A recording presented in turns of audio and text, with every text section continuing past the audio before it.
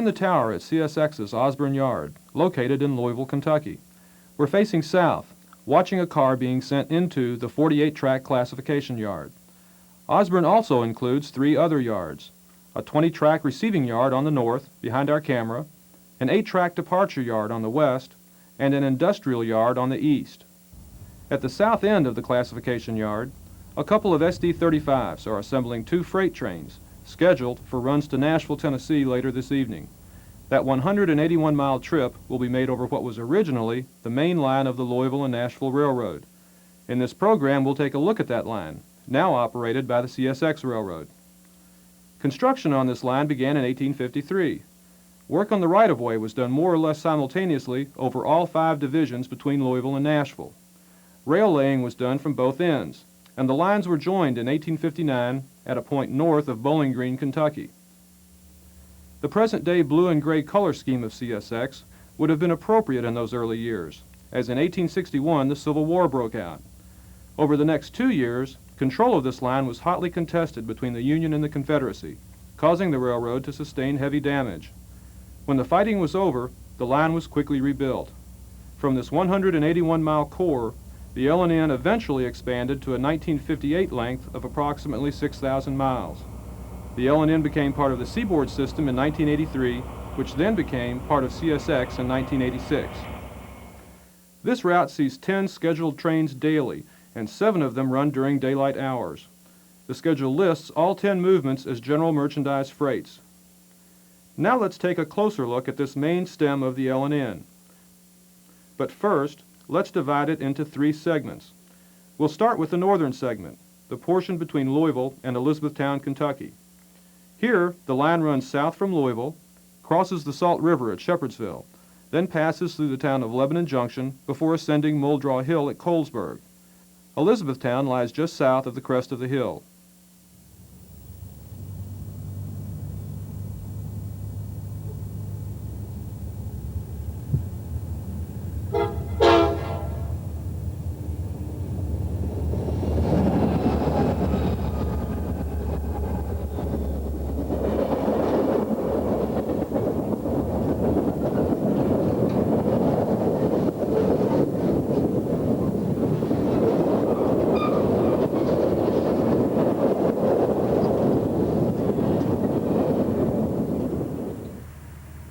We're watching northbound number 572 working up the grade between Shepherdsville, in the background, and Gap in Knob, our camera location.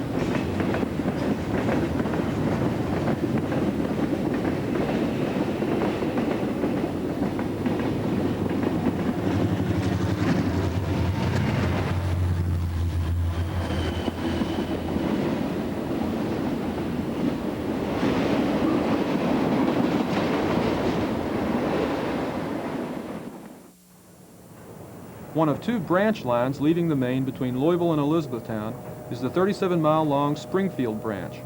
This line, which runs from Bardstown Junction east to Springfield, Kentucky, is no longer part of the CSX. The portion between Bardstown and Springfield has been abandoned, while the remaining mileage has been sold to the R.J. Corman Railroad. Here we're watching R.J. Corman Railroad, ex-Chesapeake, Ohio, GP9 number 9001, working at Bardstown Junction.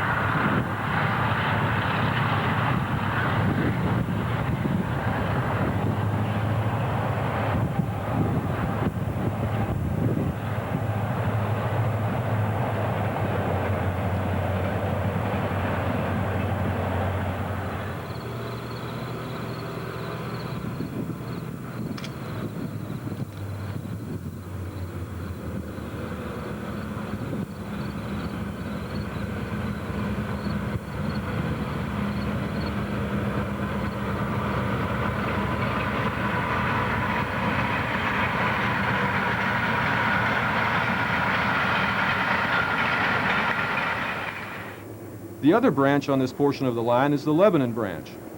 It's the track running right to left through the foreground of the shot. Departing the Louisville to Nashville main at Lebanon Junction, it runs east to the Cincinnati-Atlanta main at Sinks, Kentucky.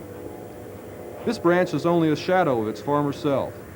The portion between Lebanon and Stanford has been abandoned, and the Kentucky Railway Museum is negotiating with CSX to purchase a section of the line near Boston on which to relocate their museum. This branch, as well as the Bardstown branch, can be seen in one of our earlier videos, Light Pacific Second Section.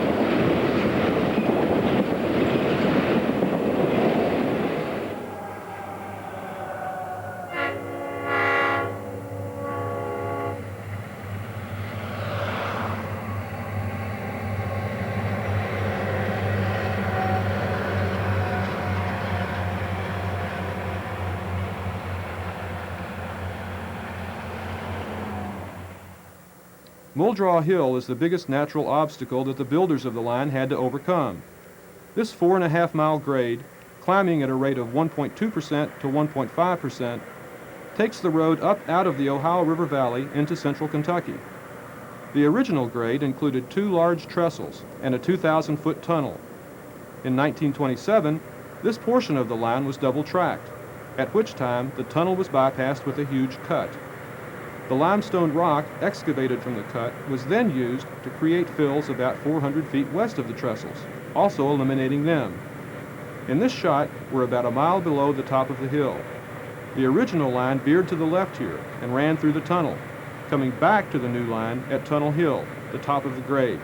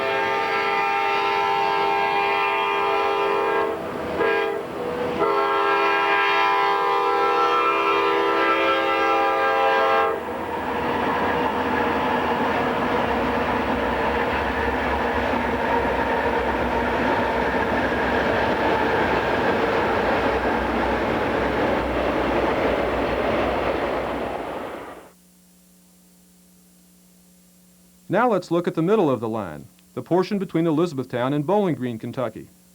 The railroad runs south from Elizabethtown, passes just west of Munfordville, crosses the Green River, and runs east of Mammoth Cave National Park. It then heads southwest toward Bowling Green, where it crosses the Barren River just north of town. Let's begin our coverage of this section of the railroad by watching northbound number 572 on the move several miles south of Elizabethtown.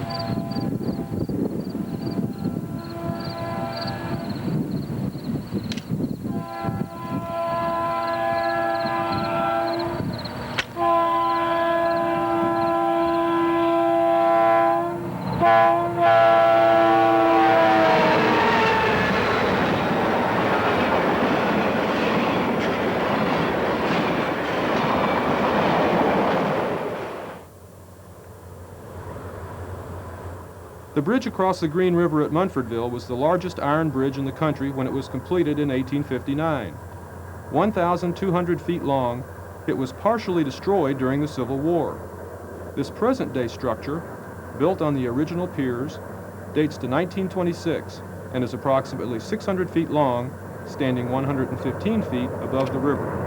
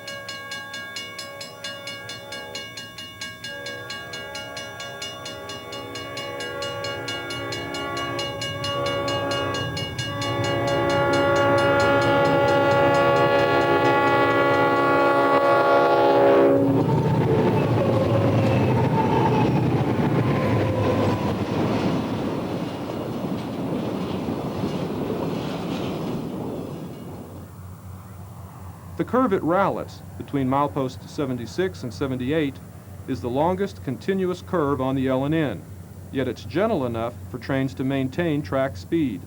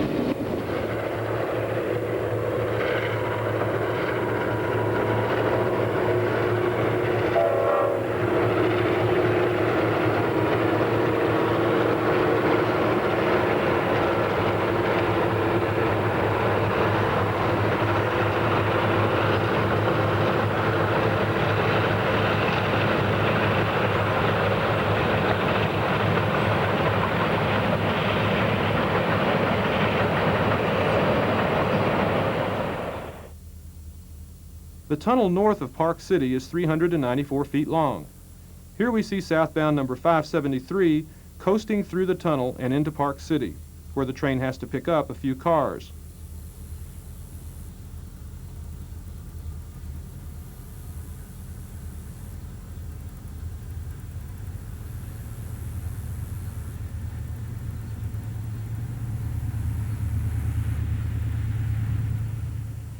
We saw number 573 coast through the tunnel, but a train moving through the tunnel at track speed is a whole different story.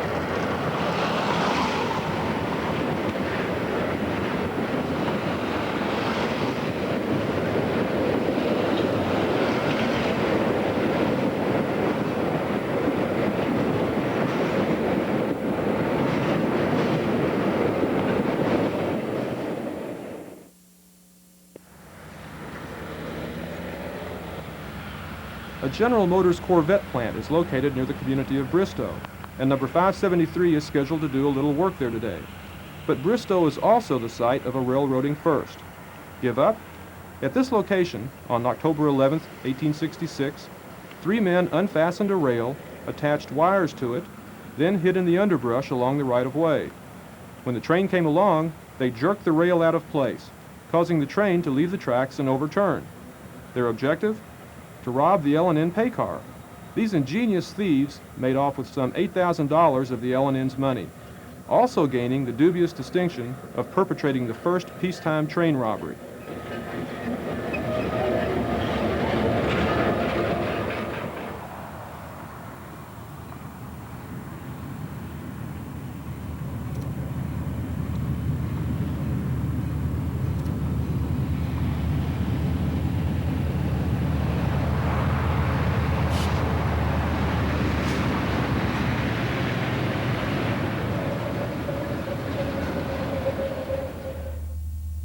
Bowling Green, Kentucky, listed in the freight schedule as Morgantown, is the largest town on this line. Located just north of the old passenger station is the bridge over the Barren River.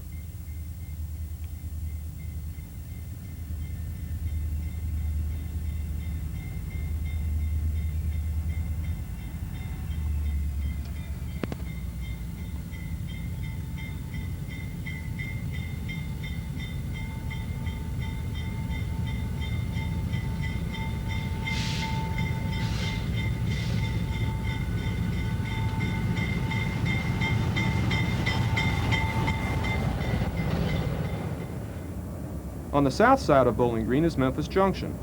As the name indicates, this is where the branch to Memphis, Tennessee, leaves the main line. This line was completed in 1861, but, unfortunately, ownership lay in the hands of 3 different railroads. The L&N built their Memphis branch 45 miles to Guthrie, Kentucky, on the Tennessee state line, while 2 other roads were responsible for the remaining 217 miles to Memphis. However, both these roads were bought by the L&N in the early 1870s. At this time, 1989, a portion of the line has changed hands again. R.J. Corman owns the 53 miles from South Union, Kentucky to Clarksville, Tennessee, and he's negotiating with CSX to purchase the remaining 10 miles between South Union and Memphis Junction. The line has been abandoned between Clarksville and McKenzie, Tennessee. The old NC and STL lines west of Nashville connect with the Memphis branch at McKenzie, and trains still run through from Nashville to Memphis using this route.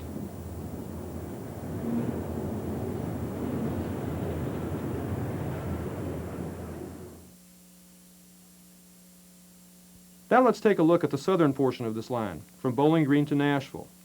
From Memphis Junction, the railroad runs southeast through Franklin, Kentucky, crosses the Tennessee state line just north of Mitchellville, Tennessee, descends Tennessee Ridge, passes through the town of Gallatin, then runs west toward Nashville, where it crosses the Cumberland River. Let's start our coverage at Nashville and work our way north. The main yard facility in Nashville is Radnor Yard. Located on the south side of town, Radnor consists of a 26-track departure yard, a 56-track classification yard, and a 13-track receiving yard. Freight trains approaching or departing the north end of the yard generally use the Radnor cutoff, which carries trains to the east of downtown Nashville. About 3 miles north of the yard, the cutoff crosses the Cumberland River. In this shot, we're looking at the bridge from the southeast.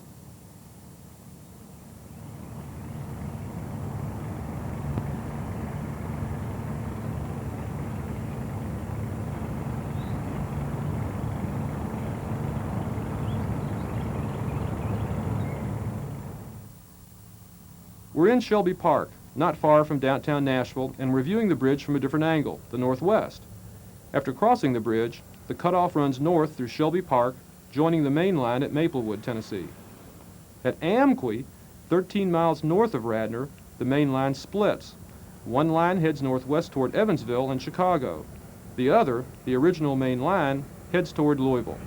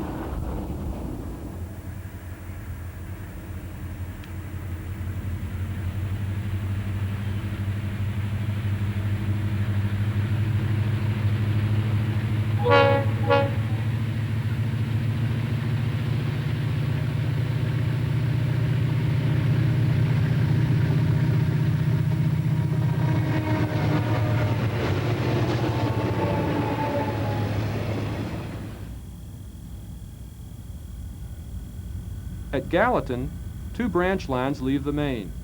One ran north to Scottsville, Kentucky. That line is now abandoned. The other branch serves the nearby Gallatin steam plant.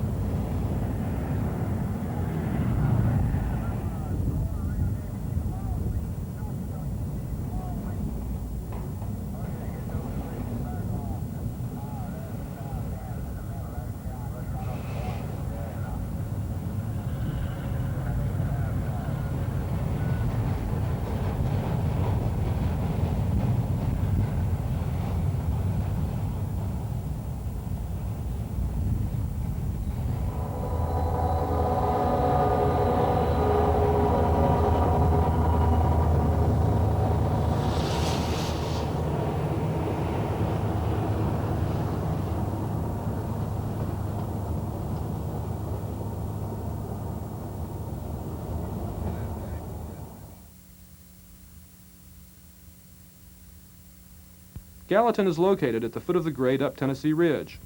This 4-mile-long, 1.3% grade begins here at the north end of North Gallatin Siding and passes through two tunnels on its way up the ridge. These two tunnels, located near the top of the grade, are only 388 feet apart and are known as the Twin Tunnels. Both bores are curved, the north tunnel being 945 feet long, the south tunnel 600 feet long. In steam days, pushers were stationed at Gallatin to help trains up this hill.